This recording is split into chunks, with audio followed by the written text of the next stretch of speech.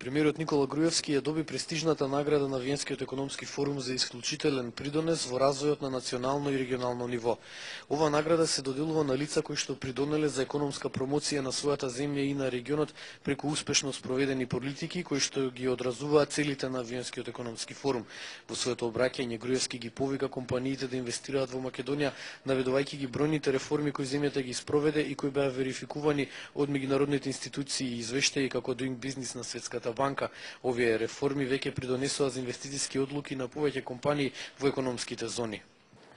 The technological industrial development zones offer a range of advantages.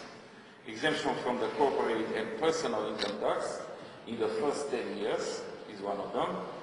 Another, tax exemption of the reinvested profit and exemption from administrative fees.